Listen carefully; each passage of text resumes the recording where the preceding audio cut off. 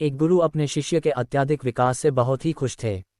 उन्हें लगा कि अब शिष्य का मार्गदर्शन करने की कोई जरूरत नहीं है, इसलिए उस शिष्य को एक नदी किनारे बनी अपनी छोटी सी कुटिया में छोड़कर निकल पड़े।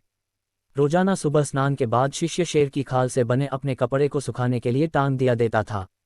यही एकमात्र वस्तु थी जो उसके पास थी।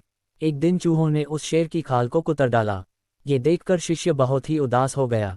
वस्त्र न होने के कारण वह दूसरे वस्त्र मांगने गांव वालों के पास पहुंचा। अगले ही दिन चूहों ने दूसरे वस्तु में भी छेद कर डाला। चूहे से परेशान होकर उसने एक भी बिल्ली पाल लिया। अब उसे समस्या चूहों से तो नहीं थी, लेकिन बिल्ली उसके लिए परेशानी का सबब बन गई। उसे अपने खाने के साथ साथ बिल्ली के लिए दूध का इंतजाम करना पड़ता था। एक दिन उसे लगा कि मैं कब तक का गांव वालों से मांगता रहूंगा, क्यों ना मैं खुद ही एक गाय रख लूं। जब उसे गाय मिल गया तो फिर उसके लिए चारा मांगने की जरूरत पड़ी। उसे लगा कि झोपड़ी में चारों ओर घास से इसका काम चल जाएगा, लेकिन इसमें उसके सामने गाय को चराने की समस्या खड़ी हो गई। गाय को चुराने के चक्कर में उसे ध्यान के लिए पूरा वक्त नहीं मिल पा रहा था, इसलिए इस काम के लिए उसने आदमी रख लिया। अब सवाल आया कि काम करने पर निगरानी की। इसके लिए उस शिष्य ने एक महिला से शादी कर ली, जो इसके इन सारे कामों को निगरानी करती और उसके काम में हाथ बटाती।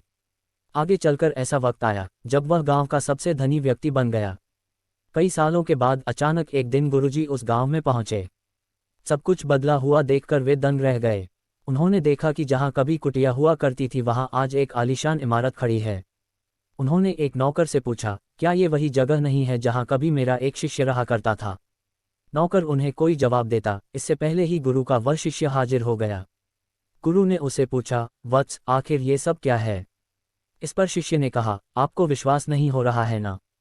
लेकिन मेरे पास सिवाय इसके कोई दूसरा तरीका नहीं था कि मैं शेर की खाल को हटा देता। हिंदी कहानियां न्यूज़ से हमें